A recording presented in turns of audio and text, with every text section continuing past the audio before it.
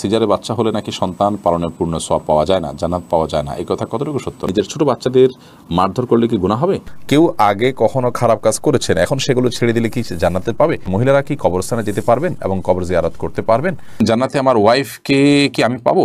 আল্লাহ না করুন, আমি যদি জাহান্নামবাসী হই আর আমার স্ত্রী যদি জান্নাতবাসী হন, তাহলে আমার স্ত্রী কি অন্য কারো হয়ে যাবে? এমন আমলের কথা বলেন যে আমল করলে আমার ওয়াইফ অন্য কারোর জন্য জায়েজ হবে না। পারফিউম ব্যবহার করা মহিলাদের জন্য হারাম, কিন্তু বাইরে যাওয়ার পর অনেকের ঘামের গন্ধ আসে, এটা অনেকের অসুবিধা হয়, সেক্ষেত্রে করণীয় কি? প্রত্যেক সালাতেই কি সানা পড়তে হবে নাকি শুরুতে একবার পড়লেই হবে? ইস্তেঞ্জার পর কি টিস্যু ব্যবহার করা বিদআত? আল্লাহ রাসূল সাল্লাল্লাহু আলাইহি ওয়াসাল্লাম তো টিস্যু ব্যবহার করেন। স্বামীকে খুশি করার জন্য ফর্সা হওয়ার ক্রিম ব্যবহার করা যাবে কিনা? মৃত ব্যক্তির লাশ, বিশেষ করে মহিলার লাশকে ভিডিও কনফারেন্সের মাধ্যমে দূর দূরান্তের আত্মীয় স্বজনকে দেখানো যাবে? ওযু ছাড়া নাপাক অবস্থায় সালাম দিলে কি সওয়াব পাওয়া যাবে? খাওয়ার সময় সালাম দেওয়া যাবে কিনা? নামাজ অবস্থায় ওযু চলে যেতে চায়, এমন অবস্থায় ওযু আটকিয়ে রেখে নামাজ আদায় করা যাবে কি? 4 রাকাত নামাজের বদলে 3 রাকাত পরে সালাম ফিরালে কি করণীয়? এটা পরে মনে পড়েছে। ছোট বাচ্চার প্রসাব গায়ে লাগলে কি নামাজ হবে? অমুসলিমদের সালাম দেওয়া যাবে কিনা? মানুষের নামে মিথ্যা অপবাদ দেওয়া সম্পর্কে ইসলাম কি বলে? দাঁড়িয়ে পেশাব করলে কি গোসল করা ব্যতীত নামাজ হবে না? বিলম্ব না করে চলুন আমরা প্রবেশ করি আপনাদের প্রশ্নগুলোর উত্তর দেওয়ার পালায়। আমি প্রথমে দেখতে পাচ্ছি নুসরাত কবির উর্মি, আপনি লিখেছেন অজুর পরে ভেসলিন, গ্লিসারিন ইত্যাদি ব্যবহার করলে অজু বা নামাজের কোনো ক্ষতি হবে কি? না, অজু বা সালাত ভঙ্গের সুনির্দিষ্ট কারণ আছে, সেই কারণগুলো না পাওয়া গেলে অজু বা সালাত ভঙ্গ হবে না। বিধায় ভেসলিন বা গ্লিসারিন ইত্যাদি ব্যবহার করলে ওজু নষ্ট হবে না, সালাতের কোনো অসুবিধা হবে না, কারণ এগুলোর ফলে অজু ভঙ্গের কোনো কারণ পাওয়া যায় না। অজু ভঙ্গের মৌলিক কারণ হলো শরীর থেকে যদি নাপাক বের হয় বা নাপাক বের হওয়ার মতো যথেষ্ট সম্ভাবনা তৈরি হয়, তাহলে সেক্ষেত্রে অজু ভঙ্গ হয়। এছাড়া সাধারণত অজু ভঙ্গ হয় না। অতএব ভ্যাসলিন, গ্লিসারিন ইত্যাদি আপনি ব্যবহার করেছেন, কোনো নাপাক বের হয়নি আপনার শরীর থেকে, বিধায় অজু ভঙ্গ হবে না। আবির হোসেন, আপনি লিখেছেন জান্নাতে আমার ওয়াইফকে কি আমি পাবো? আল্লাহ না করুন, আমি যদি জাহান্নামবাসী হই আর আমার স্ত্রী যদি জান্নাতবাসী হন, তাহলে আমার স্ত্রী কি অন্য কারো হয়ে যাবে? এমন আমলের কথা বলেন যে আমল করলে আমার ওয়াইফ অন্য কারোর জন্য জায়েজ হবে না। দেখুন ভাই আবির, স্বামী স্ত্রী পরস্পরের প্রতি ভালোবাসা থেকে আমরা এই ধরনের প্রশ্ন করে থাকি, কিন্তু আমাদের মনে রাখতে হবে যে এই দুনিয়ার ভালোবাসা, এই দুনিয়ার মমতা, এগুলো আমাদের এখন অনেক বড় মনে হচ্ছে আমাদের কাছে। কিয়ামত সম্পর্কে আল্লাহ তাআলা বলেছেন যে ইন্না জালজালাতাস সাআতি শাইউন আযীম ইয়াওমা তারাউনাহা তাযহালু কুল্লু মুরজিআতিন আম্মা আরদাআত। মহাপ্রলয় যে হবে, কিয়ামত বা আপনার হিসাব দিবস তো অনেক পরে, সেটির যে সূচনা হবে মহাপ্রলয়ের মাধ্যমে, সেই মহাপ্রলয় সম্পর্কে আল্লাহ তাআলা বলেছেন এটা বিশাল বড় একটা বিষয় হবে। এত বড় বিষয় হবে যে দুগ্ধদানকারিণী মা নিজের দুধ দেওয়া সন্তান কথা ভুলে যাবেন এর ভয়াবহতায়, এবং গর্ভধারণকারী মার গর্ভে সন্তান আছে সে কথা ভুলে যাবেন ভয়াবহতার কারণে। ভয়াবহতাটা কোন পর্যায়ে চলে যাবে, এসব ভালোবাসা এগুলো গৌণ হয়ে যাবে তখন যদি ওই পরিস্থিতির মুখোমুখি আমরা পড়ি। তো সেজন্য আমরা ওই পরিস্থিতির কথা আঁচ করতে না পারার কারণে আমাদের কাছে আমাদের ভালোবাসাটা বড় হচ্ছে বা বড় করে আমরা দেখছি। এই কথা বলার উদ্দেশ্য হলো যে আমরা যারা চিন্তা করছি যে একসাথে থাকার ব্যবস্থা হোক, সেটা আমরা করি, তো এর চেয়ে বেশি আমাদের চিন্তা করা উচিত যেন আমি জাহান্নামে না যাই। আমার আল্লাহ না করুক জাহান্নামের ফয়সালা যদি হয়, তাহলে সেক্ষেত্রে একসাথে থাকা না থাকা এগুলো আমার মাথায় আসবে না, এগুলোর চেয়ে অনেক বড় বিষয় ঘটে যাবে। বিধায় আমাদের চেষ্টা থাকা উচিত জান্নাতে যাওয়ার। আর হ্যাঁ, এটাই হলো একমাত্র উপায় যে আপনারা উভয় জান্নাতে যাওয়ার মতো কাজ অব্যাহতভাবে করতে থাকবেন, জাহান্নাম থেকে মুক্ত থাকার কাজগুলো করতে থাকবেন, অর্থাৎ উভয় যাতে জান্নাতে যান সেই চেষ্টা করতে থাকবেন। এটাই হলো একমাত্র আমল। এর মাধ্যমে ইনশাআল্লাহ বিদিনিল্লাহ আল্লাহ তাআলা আপনাদের উভয়কে সেখানে সম্মিলন ঘটাবেন। এর বাইরে স্বামী স্ত্রী একজন জাহান্নামে গেলে আরেকজন জান্নাতে গেলে তার কি হবে, তার অন্য কারো হয়ে যাবেন কিনা তিনি, এ বিষয়ে কোরআন হাদিসে আলাদা করে কোনো কিছু বলা নেই। এর প্রকৃত স্বরূপ কি হবে সেটা একমাত্র আল্লাহ রাব্বুল আলামিন ভালো জানেন। আলামুল গায়বের বিষয়, অদৃশ্যের জগতের বিষয় কি হবে না হবে আমরা ধারণা করে কোনো কথা বলতে পারি না। তবে আল্লাহ রাব্বুল আলামিন যা ফয়সালা করবেন সেটাই হবে, এবং আমি যদি আল্লাহকে সন্তুষ্ট করে দুনিয়া থেকে যেতে চাই তো আমার চাওয়ার বাইরে কিছু হবে না ইনশাআল্লাহ তাআলা। ছোট বাচ্চার প্রসাব গায়ে লাগলে কি নামাজ হবে? ছোট বাচ্চার, ছোট শিশুর যে পেশাব, সেটাও কিন্তু বড়দের পেশাবের মতো নাপাক। অতএব সেটা যদি গায়ে বা কাপড়ে লাগে, যে জায়গায় লাগে সেটাকে ধুইতে হবে।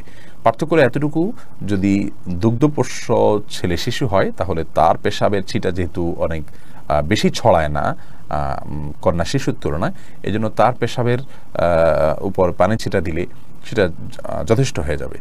আর কন্যা শিশু যদি হয়, সেটা যেহেতু তার পেশাব যেহেতু একটু ছড়ানোর আশঙ্কা বেশি থাকে, এবং আরও নানা কারণে, অনেক কারণ এবং রহস্য আছে যেগুলো আমরা জানি না, তো সেগুলোর ভিত্তিতে কন্যা শিশু হলে, সে দুগ্ধপোষ্য হলেও যে জায়গায় লাগবে তার পেশাব সেই জায়গাটা কাপড়ের জাস্ট ওই অংশটুকু ধুয়ে নিলে পাক হয়ে যাবে। খোলাসা কথা হলো যে ছোট বাচ্চাদের পেশাব যদি কাপড়ে লাগে কিংবা শরীরে লাগে সেটা নাপাক হবে, সেটাকে পাক করার চেষ্টা করতে হবে বড়দের পেশাব থেকে যেভাবে পাক করার চেষ্টা করা হয়। তবে হ্যাঁ, দুগ্ধপোষ্য যে দুধের উপরেই টিকে থাকে এরকম ছোট ছেলে শিশু হলে সেক্ষেত্রে পাকের পদ্ধতির ক্ষেত্রে কিছুটা শিথিলতা আছে, পানির ছিটা দিলে পাক হবে। তবে সেক্ষেত্রে ধুয়ে ফেলাটাই হলো সংশয় মুক্ত। বিশেষ করে আপনার অনেক সময় খুঁতখুঁতে স্বভাব থাকে অনেকের মধ্যে সন্দেহ থাকে, মনের প্রশান্তির জন্য পুরোটা ধুয়ে ফেললে সেটা অবশ্যই উত্তম এবং ভালো, কারণ পেশাব থেকে পরিচ্ছন্ন থাকা নির্দেশনা হাদিসে রয়েছে। সুলতানা রাজিয়া আপনি লিখেছেন, মহিলারা কি কবরস্থানে যেতে পারবেন এবং কবর জিয়ারত করতে পারবেন? মহিলারা কবরস্থানে যেতে পারবেন কি পারবেন না এ বিষয়ে ফোকাহে কেরামের মধ্যে একাধিক মত রয়েছে। অনেক ফোকাহে কেরাম তথা জমহুর, বেশিরভাগ ফোকাহে কেরামের মতে মেয়েরা কবরস্থানে যাবেন না, শুধু পুরুষরা কবরস্থানে যাবেন। জমহুর ফোকাহে কেরামের দলিল হলো নবী করিম সাল্লাল্লাহু আলাইহি সাল্লামের সে হাদিস, যে হাদিসে বর্ণিত হয়েছে যে আন্না রাসূলুল্লাহ সাল্লাল্লাহু আলাইহি সাল্লাম লানা যাওয়ারাতুল কুবুর, ওই সমস্ত মেয়েদের প্রতি আল্লাহ তাআলা লানত বর্ষিত হয়, তারা কবর জিয়ারত করতেই থাকে। তিরমিজিতে হাদিসটি বর্ণিত হয়েছে। তো এই হাদিসের আলোকে মহিলাদেরকে কবর জিয়ারত করাটা আর ব্যাপারে জমহুর বা সংখ্যাগরিষ্ঠ ফোকাহে কেরাম নিরুৎসাহিত করেছেন এবং মাকরুহ বলেছেন। এর আরও নানা কারণ তারা উল্লেখ করে থাকেন, যে তারা অনেক বেশি আবেগপ্রবণ হয়ে থাকেন, সেখানে ভেঙে পড়বেন এবং তুলনামূলকভাবে পুরুষদের চাইতে আবেগপ্রবণ হওয়ার কারণে সেখানে অনভিপ্রেত কোনো পরিস্থিতির তৈরি হতে পারে। তাছাড়া কবরস্থানে গ্যাদারিং থাকে পুরুষদের অনেক বেশি, সেখানে তারা গেলে তাদের প্রাইভেসি লঙ্ঘন হতে পারে। এই জাতীয় আরও অনেক কারণের ভিত্তিতে মহিলাদের কবর জিয়ারতের ব্যাপারে জমহুর বা সংখ্যাগরিষ্ঠ উলামারা নিরুৎসাহিত করেন। ফোকাহে আহনাফ এর বিশুদ্ধ মত অনুযায়ী, ফতোয়া অনুযায়ী মেয়েরা কবর জিয়ারত করতে পারবে। পুরুষদের জন্য কবর জিয়ারত করা মুস্তাহাব, মেয়েদের জন্য কবর জিয়ারত করাটাকেও তারা মুস্তাহাব বলেন। এবং যে হাদিসে কবর জিয়ারতকারী নারীদের প্রতি লানত এবং অভিশাপের কথা বর্ণিত আছে, তার জবাবে তারা বলেন যে সেখানে আসলে হাদিসের ভাষ্যটা হলো যাওয়ারাতুল কুবুর, অর্থাৎ যারা কবরস্থান জিয়ারত করতেই থাকে, ওখানে পড়ে থাকে অনেক বেশি, তাদের প্রতি এই ভৎসনা এসেছে। কিন্তু মাঝে মধ্যে কবর জিয়ারতকারী যারা, তাদের জন্য এটি প্রযোজ্য নয়। অতএব কোনো নারী যদি নিজেকে নিয়ন্ত্রণ করতে পারেন, সেখানে গিয়ে তিনি ভেঙে পড়বেন না, কোনো অনভিপ্রেত পরিবেশ তৈরি হবে না, এরকমটি তিনি নিশ্চিত করতে পারেন, নিজের প্রতি আস্থা থাকে, তাহলে সেক্ষেত্রে তিনি সেটি করতে পারেন এবং কবর জিয়ারত করাতে অসুবিধা হবে না ইনশাআল্লাহ বিইذনিল্লাহ। এরপর আশিক রহমান আপনি লিখেছেন, মৃত ব্যক্তির লাশ, বিশেষ করে মহিলার লাশকে ভিডিও কনফারেন্সের মাধ্যমে দূর দূরান্তের আত্মীয় স্বজনকে দেখানো যাবে? মৃত ব্যক্তির লাশ যদি নিজের কোনো আত্মীয় স্বজনকে দেখান দূরের, আর মৃত ব্যক্তি মহিলা হয়, যাকে দেখাচ্ছেন তিনি যদি তার মাহারাম হয়, তাহলে দেখালে গুনাহ হবে না। তবে সেটাকে ভিডিও করে রাখা, ছবি তুলে রাখা অবশ্যই অনুচিত কাজ, কারণ মৃত্যুর পর মানুষের আকৃতিতে অনেক সময় পরিবর্তন হয়, কিছুটা বিকৃতি ঘটে থাকে। এগুলোকে ধারণ করা, রাখা বা বিভিন্ন জায়গায় প্রচার করানোর সময় মৃত ব্যক্তির জন্য অপমানের হয়, যেটা তিনি জীবদ্দশায় হয়তো পছন্দ করতেন না যে তার বিকৃত কোনো রূপকে কেউ প্রচার করুক, সেজন্য রেকর্ড করে রাখা অনুচিত। তবে লাইভে যদি দেখানো হয় তার কোনো মাহরামকে, যাতে পর্দার কোনো বিধান লঙ্ঘন না হয়, তাহলে সেক্ষেত্রে কোনো হারাম কিছু হবে না বলে আশা করি। তবে মনে রাখতে হবে খুব দ্রুততার সাথে আপনার দাফন কাফনের ব্যবস্থা করা, এই সমস্ত লাইভ কনফারেন্স এগুলো করতে যেন খুব বেশি বিলম্ব না করা হয়, সে বিষয়টি অনেক গুরুত্বপূর্ণ। কারণ আসরি আবিল জানাজা হাদিসে আসছে, জানাজা খুব দ্রুততার সাথে তোমরা দাও। এমনি মানিক ইসলাম লিখেছেন, মানুষের নামে মিথ্যা অপবাদ দেওয়া সম্পর্কে ইসলাম কি বলে? এটা অত্যন্ত জঘন্য অপরাধ। বিশেষ করে চারিত্রিক বিষয়ে যদি মিথ্যা অপবাদ দেওয়া হয়, তাহলে তো তার জন্য বেত্রাঘাতের শাস্তি পর্যন্ত ইসলাম রেখেছে। বিধায় কারোর নামে মিথ্যা অপবাদ দেওয়া এটা অত্যন্ত জঘন্য বিষয়, এবং বান্দার হকের ভিতরে অত্যন্ত বড় ধরনের একটি হক যে মানুষ সম্পর্কে মিথ্যা অপবাদ না দেয়া। যদি এটা করে কেউ, তাহলে তিনি কবিরা গুনাহে লিপ্ত হলেন এবং জাহান্নামে পতিত হওয়ার মতো শাস্তি উপযুক্ত হলেন। আল্লাহ তাআলা আমাদেরকে হেফাজত করেন। আলাউদ্দিন ফারাবি আপনি লিখেছেন, ইস্তেঞ্জার পর কি টিস্যু ব্যবহার করা বিদআত? আল্লাহ রাসূল সাল্লাল্লাহু আলাইহি ওয়াসাল্লাম তো টিস্যু ব্যবহার করেন। দেখুন, আপনি স্টুল পাসের পর, পায়খানা করার পর, আপনার ইস্তেঞ্জা করার পর কোনো কিছু দিয়ে পরিচ্ছন্ন হলেন, সেটা কোনো পাথরের টুকরা হতে পারে, কোনো মাটির টুকরো হতে পারে, বা অন্য কিছু দিয়ে আপনি করলেন, সম্মানজনক কোনো কিছু দিয়ে করলেন না, জাস্ট সাধারণ কোনো এটার জন্যই উপযোগী কোনো কিছু দিয়ে আপনি পরিষ্কার করলেন, এরপর আপনি পানি ব্যবহার করলেন, এটা হাদিস দ্বারা প্রমাণিত। অতএব সেটা আপনার ঢিলাই হইতে হবে, অর্থাৎ মাটির চাকাই হতে হবে, কিংবা পাথরের কুচি টুকরাই হতে হবে, এটা বাধ্যতামূলক না। টিস্যু নবী সাল্লাল্লাহু আলাইহি ওয়াসাল্লাম ব্যবহার করেনি, নবী করিম সাল্লাল্লাহু আলাইহি ওয়াসাল্লাম থেকে কাপড়ও ব্যবহার করেনি, তার সময় তো এই সুতা, এই কাপড় ছিল না। নবী করিম সাল্লাল্লাহু আলাইহি ওয়াসাল্লাম তো চশমা ব্যবহার করেনি, তার সময় এটা ছিল না। দুনিয়াবী বিষয় মূলগতভাবে যেটা কোনো ইবাদত না। আমি এই টিস্যুটা ব্যবহার করছি, টিস্যুটা ব্যবহার করলে সওয়াব বেশি হবে, ইট বা পাথর ব্যবহার করলে সওয়াবটা কম হবে, মাটির চাকা ব্যবহার করলে সওয়াবটা কম হবে, এরকম তো না। অর্থাৎ এটার সাথে সওয়াবের সম্পর্ক নাই, এটা নিছক একটা মাধ্যম পরিবর্তন হতে পারে। নবী সাল্লাল্লাহু আলাইহি ওয়াসাল্লাম তো এই কলম দিয়ে লেখেন নাই, আমরা তো এই কলম দিয়ে লিখছি। তিনি যে কনফিডেন্স সাথে এরকম না, তাহলে আমারটাকে বিদআত হবে না, এটা বিদআত হবে। বিদআত হলো গায়রে দিরা দি সমর্দন বিদআত, যেটা দিন নয় সেটাকে দিন মনে করা বিদআত। টিস্যু ব্যবহার করাটা দিন, ওই মাটির চাকা ব্যবহার করাটা দিন নয়, এরকম যদি মনে করা হয় তাহলে সে বিদআত হবে। আমি টিস্যু একটা মাধ্যম হিসেবে ব্যবহার করছি, অন্য কোনো মাধ্যম থাকলে অন্য কোনটা দিয়ে করতে পারতাম, এটা ইবাদত হিসেবে করছি না। পরিচ্ছন্ন করাটা উদ্দেশ্য, কি দিয়ে করছি এটা উদ্দেশ্য না, তাহলে সেক্ষেত্রে সেটা বিদআত হয় না, বিধায় এটা বিদআতে পরিগণিত হবে না। লুনা পারভিন ঝর্ণা আপনি লিখেছেন, অমুসলিমদের সালাম দেওয়া যাবে কিনা? অমুসলিমদের সাথে সামাজিক সৌহার্দ্যমূলক সম্পর্ক বজায় রাখার চেষ্টা করতে হবে এবং সেজন্য তাদেরকে অভিবাদন দিবেন, অভিবাদন গ্রহণ করবেন, সে ঠিক আছে। কিন্তু সালাম দেওয়ার যে ব্যাপারটা আছে সেটা হলো যে অমুসলিমদেরকে অমুসলিমরা যদি আপনাকে সালাম দেন তাহলে সেটা আপনি ওয়ালাইকুম বলে জবাব দিবেন। আর আগ বেড়ে তাদেরকে আপনি যত রকমের অভিবাদন আছে, সামাজিক অভিবাদন, গুড মর্নিং, গুড ইভিনিং ইত্যাদি ইত্যাদি, স্বাগতম, অন্যান্য যা যা আছে প্রচলিত সেগুলো আপনি তাদেরকে বলবেন। কিন্তু সালাম যেটা আল্লাহ তাআলার গুণবাচক নাম, সেটা তাদেরকে নিবেদন করবেন না, কারণ তারা আল্লাহতে বিশ্বাস রাখেন না। তাছাড়া আপনি সালামের মাধ্যমে যে আল্লাহ তাআলার কাছে শান্তি কামনা করছেন, সে আল্লাহ তো তিনি নিজে বিশ্বাসই করেন না, তিনি যা বিশ্বাস করেন না সেটা তার উপরে আরোপ করে দেওয়া, এটা কখনো ন্যায্যতা হতে পারে না। সেজন্য সালাম আকবরি নয়, বরং তারা যদি সালাম দেন তাহলে আপনি ওয়ালাইকুম বলে জবাব দিবেন। আর এছাড়া সামাজিক সৌহার্দ্যপূর্ণ যে কোনো অভিবাদন, সাধারণ অভিবাদনগুলো তাদের সাথে বিনিময় করা যেতে পারে। এরপরে মোহাম্মদ আরাদ আবদুল্লাহ আপনি জানতে চেয়েছেন, দাঁড়িয়ে পেশাব করলে কি গোসল করা ব্যতীত নামাজ হবে না? না, দাঁড়িয়ে পেশাব করলে যে গোসল করতে হবে এমনটি বাধ্যতামূলক নয়, বরং দাঁড়িয়ে পেশাব করার পরও আপনি গোসল ছাড়া নামাজ আদায় করতে পারেন। দাঁড়িয়ে পেশাব করতে গেলে যদি আপনার শরীরে কোথাও ছিটে ফোঁটা লাগে বা পেশাব লেগে যায়, সেই জায়গাটা আপনি ধুয়ে ফেলবেন, ধুয়ে আপনি সালাত আদায় করতে পারবেন। আর দাঁড়িয়ে পেশাব করাটা অনুচিত, অনুত্তম, ভালো নয়, মাকরুহ কাজ। নবী করিম সাল্লাল্লাহু আলাইহি ওয়াসাল্লাম সচরাচর দাঁড়িয়ে পেশাব করতেন না। এরপরে আরফাতুন নাহার মুন্নি আপনি লিখেছেন, বংশের কেউ যদি সুসাইড করে মারা যায় তার জন্য পরিবারের এবং বংশের অনেকে জাহান্নামে যাবে, কথাটা কি সত্য? আর যারা সুইসাইড করবে তারা কি কখনো জান্নাতে যেতে পারবে না?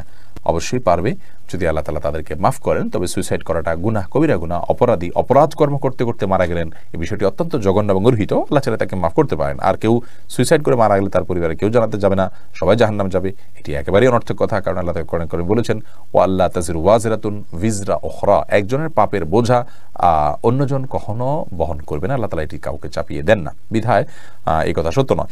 ওমর ফারুক আপনি লিখেছেন, ওযু নষ্ট হয়ে গেলে আবার ওযু করে মোজার উপর মাসা করলে কি হবে? ওযু যদি নষ্ট হয়ে যায়, নতুন করে ওযু করেছেন, পরিপূর্ণ ওযু করেছেন, সে ওযুতে পাও ধুয়েছেন, এরপরে আপনি যদি মোজা পরেন, সে মোজার উপরে আপনার বাসাবাড়ি থাকলে 24 ঘন্টা পর্যন্ত যতবার ওযু করবেন, আর মোজা না খুলে পাও ধোয়ার পরিবর্তে মোজার উপরে এভাবে ভেজা হাত টেনে দিয়ে মাসা করলে চলবে। শর্ত হলো মোজা চামড়ার হতে হবে, অথবা এমন কাপড়ের মোজা হতে হবে যেটা অত্যন্ত শক্ত, অত্যন্ত মজবুত। এমন না হয় যে মাসা করলেন আর ভেতরে ভিজে গেল, কিংবা মোজা পরলেন তো আপনার চামড়া দেখা গেল এত পাতলা বা খুব বেশি ঠুনকো, বরং খুব মজবুত ধরনের কাপড়ের মোজা যদি হয়, যেটা পরে দীর্ঘ পথ হেঁটে যাওয়া যায়, এরকম মোজার উপরে মাসা করা জায়েজ হবে। এস এ হাবিব আপনার প্রশ্নটি আপনি লিখেছেন, নিজের ছেলেকে আব্বু এবং মেয়েকে আম্মু সম্বোধন করে ডাকা যাবে কিনা? স্নেহের জায়গা থেকে বা মমতা করে তাদেরকে আব্বু বা আম্মু ডাকতে কোনো অসুবিধা নেই। এটা রূপকর্থে আব্বু আম্মু ডাকা হয়। আব্বু আম্মু ডাকার মানে এই না যে আমার কাগজে কলমে জন্মদাতা পিতা বা মাতা হিসেবে তাদেরকে ঘোষণা দিলাম, এরকম তো আর কেউ করে না। অতএব স্নেহের বশে তাদেরকে আব্বু কিংবা আম্মু ডাকাতে কোনো সমস্যা নেই। সুমন আহমেদ আপনি লিখেছেন, 4 রাকাত নামাজের বদলে 3 রাকাত পরে সালাম ফিরালে কি করণীয়? এটা পরে মনে পড়েছে। ফরজ নামাজ যদি 4 রাকাত যায়, 3 রাকাত সালাম ফিরে ফেলান, তৎক্ষণাৎ মনে পড়লে তো আরেক রাকাত পরে শেষে তাসবিহ নামাজ হয়ে যাবে। কিন্তু আপনি উঠে চলে গেছেন, অন্য কাজ করছেন, তারপরে মনে পড়েছে, তাহলে আবার আপনাকে সে সালাত আদায় করতে হবে।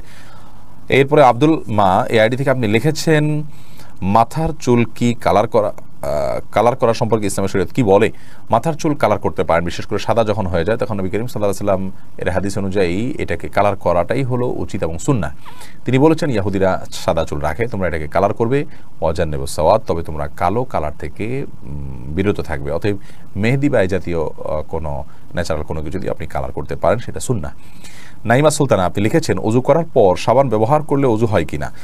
অজু হবে, কোনো অসুবিধা নেই। সাবানের ব্যবহার করলে অজু ভঙ্গের কোনো কারণ হয় না। শেখ আফরোজা নিজম আপনি লিখেছেন কেউ আগে কখনো খারাপ কাজ করেছেন, এখন সেগুলো ছেড়ে দিলে কি জান্নাতে পাবে? অবশ্যই সেগুলো ছেড়ে দিয়ে সেগুলোর জন্য যদি আল্লাহর কাছে মাপ চান, তওবা করেন, ইনশাআল্লাহ বিদিনিল্লাহ আপনি তার মধ্যে দিয়ে তিনি জান্নাতে যেতে পারেন। হারুন রশিদ লিখেছেন বিবাহের পূর্বে উভয়ের সম্মতিতে শারীরিক সম্পর্কের বিধান কি? বিবাহের পূর্বে যদি উভয়ের সম্মতিতে শারীরিক সম্পর্ক করেন তবুও সেটি হারাম হবে, গুনাহ হবে। বিবাহের কথা পাকাপাকি হোক অথবা বিবাহের ওয়াদা একে অন্য থেকে হোক কিংবা না হোক, সর্বাবস্থায় বিবাহ বহির্ভূত শারীরিক সম্পর্ককে বা সব ধরনের নারী পুরুষের বেগার নারী পুরুষের সম্পর্ককে ইসলাম পরিপূর্ণ হারাম করেছে। এটি জেনা, এবং এই জেনা জাহান্নামে পতিত হওয়ার মতো একটি শাস্তি, কবিরা গুনাহ একটি শাস্তি। মেরাজে নবী করিম সাল্লাল্লাহু আলাইহি ওয়াসাল্লাম যে অপরাধগুলোর শাস্তি দেখানো হয়েছে সেরকম একটি অপরাধ হলো জেনা। বিধায় আল্লাহ তাআলা আমাদেরকে মাফ করুক, বৈবাহিক সম্পর্ক ছাড়া এটি জায়েজ নয়, হারাম। শাহিন আলম লিখেছেন পারফিউম ব্যবহার করা বৈধ হবে কি? পারফিউম ব্যবহার করা বৈধ। পারফিউমে যে অ্যালকোহল আছে সেই অ্যালকোহলের কারণে অনেক ওলামা কেরাম নাজায়েজ বলেন, তবে অ্যালকোহল ছাড়া অনেক পারফিউম আছে সেগুলো তো অবশ্যই জায়েজ হবে। আর অ্যালকোহল থাকলেও নাজায়েজ হবে যে সেটি নিশ্চিত নয়, অনেকের মতে নাজায়েজ হবে, অনেকের মতে জায়েজ হবে। কারণ অ্যালকোহল পান করা হারাম হলেও সেটি কাপড় চোপড় লাগলে যে নাপাক হয়ে যাবে ব্যাপারটি সেরকম নয়। এটা নিয়ে যথেষ্ট মতপার্থক্য আছে। সবচেয়ে ভালো হয় অ্যালকোহল ছাড়া অনেক পারফিউম বাইরে রয়েছে সেগুলো ব্যবহার করা, কিংবা আপনার আতর ব্যবহার করা। আমি ব্যক্তিগতভাবে অ্যালকোহল সহ পারফিউম ব্যবহার করাটাকে জায়েজ মনে করি। অ্যাঞ্জেল রুমি আপনি লিখেছেন চোখে কাজল বা আইলাইনার ব্যবহার করে নামাজ পড়লে নামাজ হবে কিনা? নামাজ হয়ে যাবে। এমনি সাকিব মাতব্বর লিখেছেন নামাজ অবস্থায় অজু চলে যেতে চায়, এমন অবস্থায় অজু আটকিয়ে রেখে নামাজ আদায় করা যাবে কি? অবশ্যই আটকে রেখে আদায় করা যাবে, তবে স্বাভাবিক অবস্থায় অজু আটকিয়ে রেখে তারপরে ওই অজু দিয়ে নামাজ পড়া উচিত নয়। তবে নামাজের মধ্যে যদি আপনার অজু ভাঙার বা পেশাব পায়খানার বেগ হয় তাহলে বা বায়ু নির্গত হওয়ার বেগ হয়, তাহলে সেটাকে আটকে রেখে সালাত কমপ্লিট করা যেতে পারে, যেহেতু সালাত কমপ্লিট করা আল্লাহর কর্তৃক নির্দেশিত। লাতুল্লাহ আমার আল্লাহ বলেছেন। বাশিরা খাতুন লিখেছেন প্রত্যেক সালাতেই কি সানা পড়তে হবে নাকি শুরুতে একবার পড়লেই হবে? প্রত্যেক রাকাতে নয়, প্রত্যেক সালাতের শুরুতে প্রথম রাকাতে আপনি সানা পড়বেন। দোয়া ইস্তেফতাহ বলা হয় এটাকে, সালাত শুরুর দোয়া। আয়েশা আক্তার দোলান আপনি লিখেছেন পারফিউম ব্যবহার করা মহিলাদের জন্য হারাম, কিন্তু বাইরে যাওয়ার পর অনেকের ঘামের গন্ধ আসে, এটা অনেকের অসুবিধা হয়, সেক্ষেত্রে করণীয় কি? তাহলে সেক্ষেত্রে ঘামের গন্ধ যাতে না আসে সেই পরিমাণ হালকা, যেটা দূরের অন্য কোনো মানুষের নাক পর্যন্ত যায় না, জাস্ট দুর্গন্ধ দূর করতে পারে, এইটুকু আপনি ব্যবহার করবেন।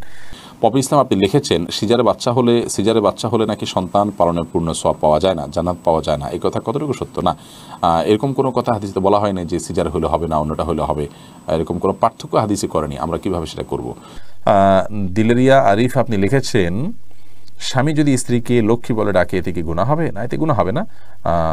তবে লক্ষ্মী এটা হিন্দুদের দেবতার নাম হওয়ার কারণে এইভাবে এটাতে না রেখে এটা বোঝায় এরকম অন্য কোনো কিছুতে ডাকা ভালো। তাছাড়া কারোর প্রতি ভালো লক্ষণ আছে এসব গুলোর ভিত্তিতে অনেক সময় লক্ষ্মী বলা হয়। তো এই সমস্ত দৃষ্টিকোণ থেকে লক্ষ্মী বলা জায়েজ নয়। এমনিতেই আপনার আদর করে কেউ লক্ষ্মী বলে ফেললো ওই রকম কোনো দৃষ্টিভঙ্গি তার নাই বা মাথায়ও তার সেটি নাই, তাহলে সেক্ষেত্রে তিনি গুনাহগার হবেন, ব্যাপারটি সেরকম নয়। তবে যে শব্দের ব্যবহার ভিন্ন ধর্মী মানুষরা বিভিন্ন বিশ্বাস থেকে করে থাকে, সেটার বিকল্প শব্দ থাকলে আমরা সেটি ব্যবহার করা অবশ্যই ভালো। ইসরাজান আপনি লিখেছেন স্বামীকে খুশি করার জন্য ফর্সা হওয়ার ক্রিম ব্যবহার করা যাবে কিনা? ফর্সা হওয়ার ক্রিম সম্পর্কে আগে আমরা বলেছি, এটা থেকে আদতেই কি পরিপূর্ণ মানুষের রং চেঞ্জ হয়ে যায় কিনা? যদি পূর্ণ রং চেঞ্জ হয়ে মানুষের আকৃতি পরিবর্তন হয়ে যায় তাহলে সেটা তো জায়েজ নয়। আর হালকা একটু ফর্সা দেখায় এরকম যদি হয় তাহলে সেটি করা যেতে পারে। আব্দুল্লাহ মামুন আপনি লিখেছেন কেউ হারাম টাকা দিয়ে ঘর তৈরি করলে সেই ঘর থেকে যে ভাড়া আসে এটাকে হারাম হবে? হারাম টাকা দিয়ে যদি ঘর তৈরি করেন, টাকাটার মালিক যদি আরেকজন হয় তাহলে তার ভাড়াটাও তো অবশ্যই হারাম হবে, জায়েজ হবে না। হোসেন স্বপন আপনি লিখেছেন ওযু ছাড়া নাপাক অবস্থায় সালাম দিলে কি সওয়াব পাওয়া যাবে? যাবে, কোনো অসুবিধা নেই, নাপাক অবস্থায় সালাম দেওয়া যায়। এমনি শামসুল ইসলাম তুহিন লিখেছেন আমি কিছু টাকা রাস্তায় পেয়েছি, আমি চেষ্টা করা সত্ত্বেও মালিক খুঁজে পাইনি, এখন আমি টাকাটা কি করব? কোনো গরিবকে দান করে দিবেন? নিজে গরিব হলে আপনি খেতে পারেন, তবে মালিক খুঁজে পাওয়ার জন্য আপ্রাণ চেষ্টা আপনার করতে হবে। যদি টাকাটা উল্লেখযোগ্য হয়, আর যদি অনেক অল্প স্বল্প হয় তাহলে এটার জন্য খুব বেশি আপ্রাণ চেষ্টা না করে আপনি গরিব দুঃখীকে দান করে দিতে পারেন।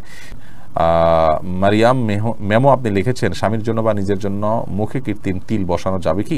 পরপুরুষ না দেখলেও কি গুনাহ হবে? আল্লাহর সৃষ্টিতে পরিবর্তন করা যায় না, লা তাবদীলা লিখালকিল্লাহ। এই জন্য এই ধরনের কৃত্রিম তিল স্থাপন এটা নিজের রূপকে অনেকটা পরিবর্তন করার শামিল, সেই জন্য এটি জায়েজ হবে না। সবজল হোসেন এই আইডি থেকে আপনি লিখেছেন সহবাসের সময় শরীরে যে কাপড় থাকে সেটা পরে নামাজ হবে কিনা, যদি সেখানে কোনো নাপাক না লাগে ওইটা পরে নামাজ হবে। যদি আপনি এটাকে আলতোভাবে এমনভাবে রাখেন যে সেখানে কোনো নাপাক লাগলো না, তাতে কোনো অসুবিধা নেই, নামাজ হয়ে যাবে। সোহানুর রহমান শিহাব আপনি লিখেছেন খাওয়ার সময় সালাম দেওয়া যাবে কিনা। খাওয়ার সময় সালাম দেওয়া নেওয়াতে মৌলিকভাবে কোনো অসুবিধা নেই, যদি ডিস্টার্ব ফিল না করেন যাকে সালাম দিয়েছেন তিনি, তাহলে সেক্ষেত্রে খাওয়ার ফাঁকে ফাঁকে আমরা কথা বললে সেটা যেরকম নাজায়েজ নয়, ঠিক সালাম আদান প্রদান করলে সেটা নাজায়েজ নয়। আমরা অনেকে মনে করি খাওয়া আর ইবাদত করা সমান, খাওয়া আর নামাজ পড়া সমান, এরকম অনেক মুখরোচক কথা বা অনেক বলি আমরা শুনতে পাই, এগুলোর কোনো ভিত্তি নেই। নামাজ এরকম কথা বলা যায় না, সালাম দেওয়া যায় না, খাওয়ার সময় এরকম কথা বলা যাবে না, বোবার মতো বসে খেতে হবে এবং সালাম দেওয়া যাবে না, এরকমটি আমরা অনেকে মনে করি, এটা সঠিক নয়। মিম আইডি থেকে আপনি লিখেছেন নিজের ছোট বাচ্চাদের মারধর করলে কি গুনাহ হবে। মারধরটা যদি হয় একেবারেই অল্প স্বল্প জাস্ট শাসন সুলভ, তাহলে সেক্ষেত্রে অসুবিধা নেই, কিন্তু যদি মারধর হয় সীমা লঙ্ঘন করে শিশুর প্রতি নির্যাতনের লেভেলে চলে যায়, তাহলে সেক্ষেত্রে অবশ্যই গুনাহ হবে। কারণ মা বাবাকে শিশুর মালিক বলে বানিয়ে দেওয়া হয় না যে তারা শিশুর উপর অত্যাচার করতে পারবেন, সে সুযোগ কিন্তু মা বাবারও নাই। অতএব শিশুকে যদি এত বেশি মারা হয় যেটা অত্যাচারের লেভেলে চলে যায়, তাহলে সেটা জায়েজ নয়। শাসনের প্রয়োজনে যতটুকু মারা যায় ততটুকু মারতে হবে। রাসূল আকরাম সাল্লাল্লাহু আলাইহি ওয়াসাল্লামের হাদিসের আলোকে কয়েকটা মূলনীতি বলা আছে, তার মধ্যে একটা মূলনীতি হলো সাধারণত শাস্তি স্বরূপ শুধু শিশু নয়, এটা অন্য যে কারোর জন্য প্রযোজ্য, শরীয়তে যে হদ বা বিভিন্ন পাপের যে দণ্ড রাখা হয়েছে সর্বনিম্ন 10 বেত্রাঘাত, এই দণ্ড যেন ক্রস না করে, তাহলে আল্লাহর দণ্ডের উপরে আপনার শাসন যেন ক্রস না করে।